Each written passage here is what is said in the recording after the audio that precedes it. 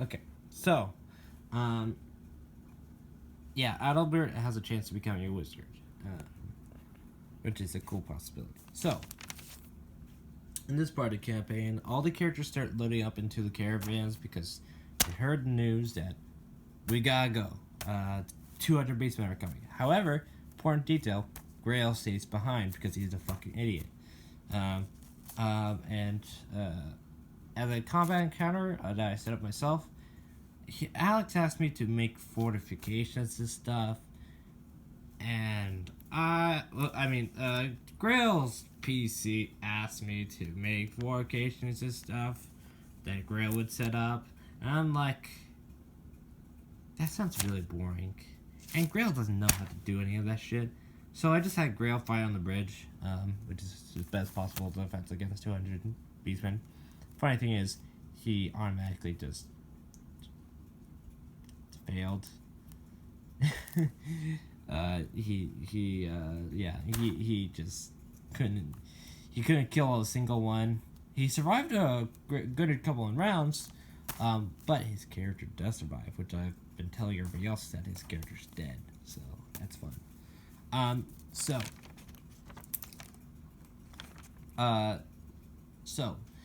the characters start moving forward, and the first place they go to is another village called Granheim, which is like this. I might be pronouncing it wrong.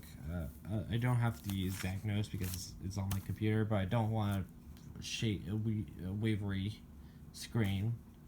But basically, they go to this village, and this village really hates Undergard people because the Undergard people left from their village and settled somewhere else because of the taxes. The players warn them of the one of the players warns them because the other players were digging around and they don't, I guess, decide they didn't want to be nice and actually tell the people to save themselves, which the runesmith dwarf did.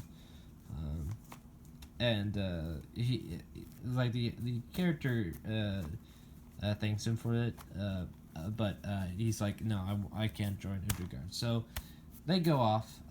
So first night,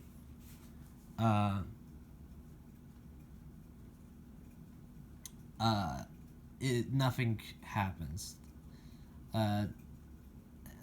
So the first night of them traveling, nothing happens. The second day, however, something does happen. That was the encounter I just described to you, which I wasn't particularly keen on because it doesn't really play into a lot of stuff. Maybe those villagers will come back later in Midheim. I'm not sure.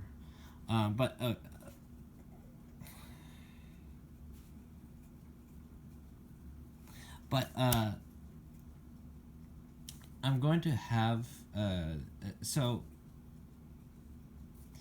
after that encounter, they go into the sleeping into the second day when they notice that Granny is not there anymore. Whoa! And that she's I might be skipping some parts, but she goes off to get some herbs without telling anyone. So people start looking for her, and where do we find her? Picking up herbs, because she's a healer. But with a bowstring because elves are there. Fuck! Well, these aren't dark elves, so there's one good thing about that. So the PCs start to try to liberate and have the high elf put down their bows. They didn't do that, and they attacked Granny. They would have a fight, and the elves would be fighting elves because there's like 2 elves in the party. There's like 1 elf, which gave them a +10 bonus for talking to them. The only one that successfully actually helped with that situation was Adalbert. And it's also important that Rin, who is the sister of Vin, who's also an apprentice wizard, He does nothing to help her, Granny, which means that she has disdain towards Ren, so she'll probably never teach him any magic because he just doesn't. He doesn't deserve her respect. She respects her, his sister more. Yeah, that's important to know. Okay, so yeah, that's important. Another thing. So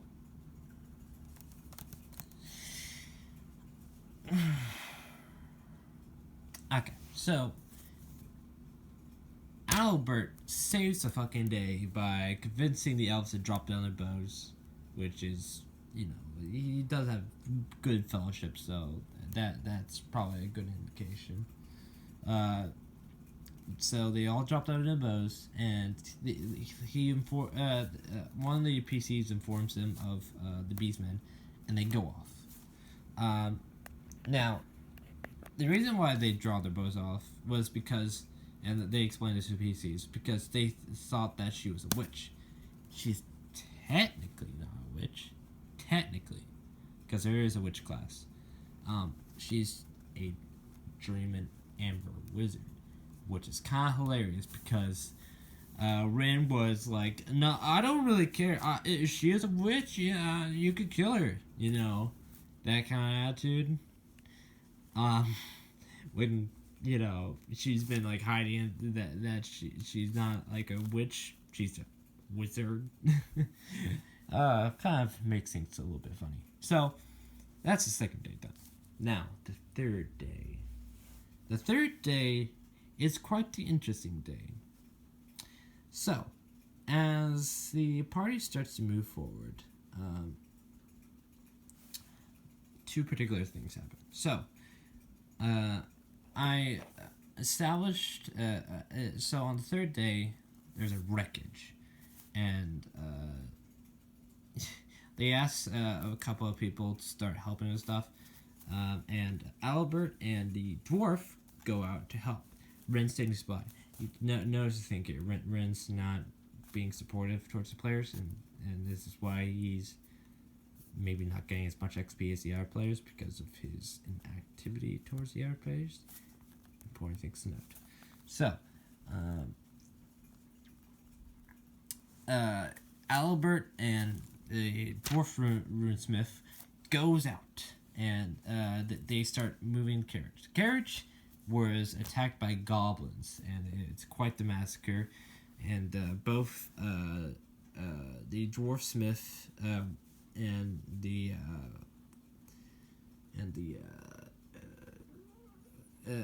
grave robber Aldebert, both of them roll wisdom checks. I was initially thinking of not rolling a willpower check for Aldebert, but I just gave him a bonus, and he rolled badly. So that was fun, and I gave him an insanity point.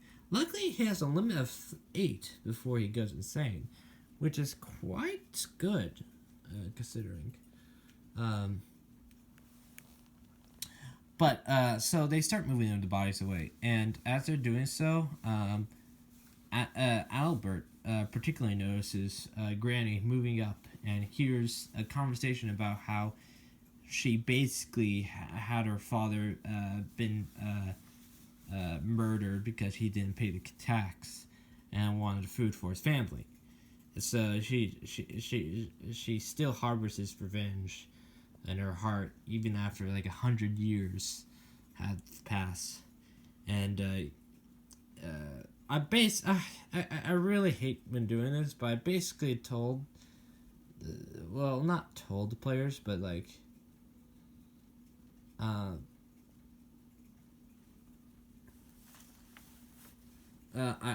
kind of made like the runesmith dwarf think about it a lot better, and oh man, I was having a hard time with him not interrupting shit, because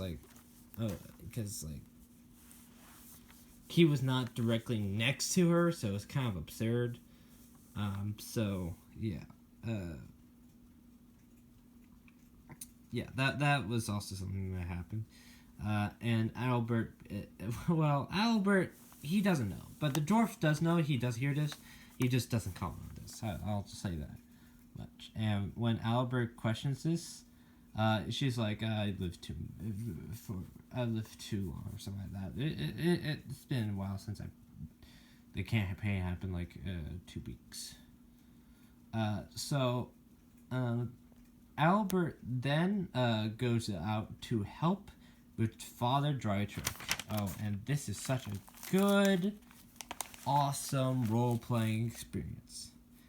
I didn't give any XP for it because I crafted it myself, and he didn't make it himself, so I didn't give him an experience. But he does make awesome character development. So,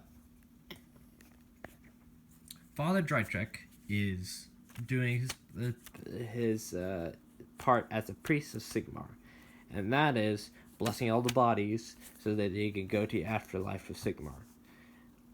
Each of these bodies he blesses. What he doesn't notice is that goblins are fucking bastards, and that they set up traps near the site where they ambushed, and Father Drytrek lands in one of them, and not instantly dies, but he is miraculously barely alive. But he's going to die in a couple seconds.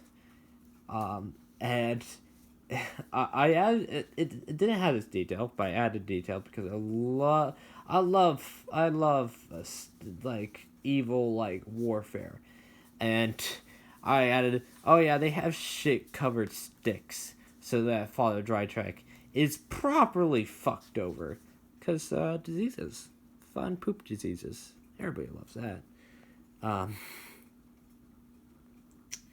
So Father Drytrek now dying, and I describe how the blood is pooling towards is pulling down and sliding into the center where all the sticks are converging.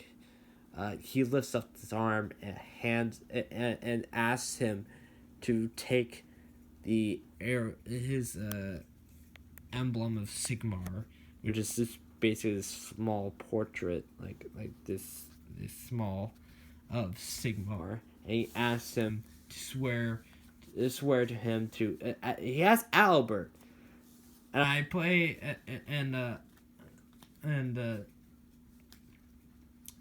hand it to Albert, and Albert now has it in his hands.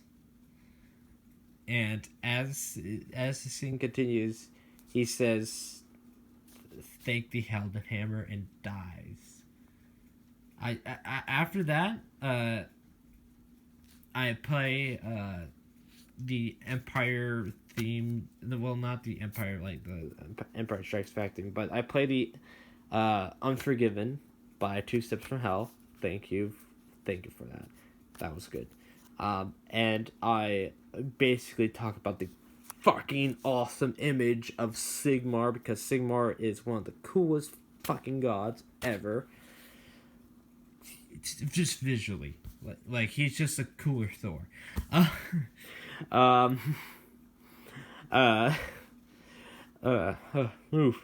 Oof. Hot topics. Well, yeah. So,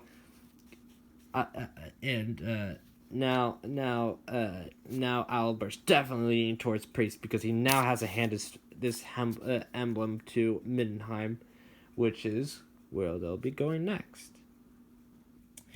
So, after that, I describe how Granny just rushes over and sees what's happened, and makes like the darkest comment I could, which is, well, I guess it's already dug out.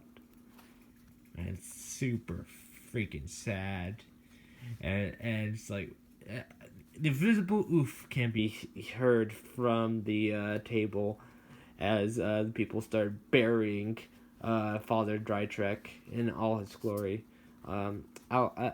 Later I will make a quest. When the first chapter of the Ashes of Midnight campaign is over, I'll have a quest by one of the Sigmar priests to go, and he's going to ask the initiate to go and collect the bones of Father Drakwald, which will because of his contribution, which I feel it should be important. It should be mentioned, and that he's going to see like his family and stuff like that, which will be very important. Also, I just added that Father Drakwald has a family. What type of family? Probably really small. Yeah. So after that, I think I ended the campaign. Well, I think it went to the 4th day. It went to the 4th day, where I'm going to now see what the characters do, and then go to Granny's. I'm gonna fucking kill those fucking people that killed my dad, because 100 years doesn't change revenge. However, if they save Granny and do the right steps, and I'll see if they do. I do want to see Granny live. It's like a living, like let me heal you bot, but more as like a.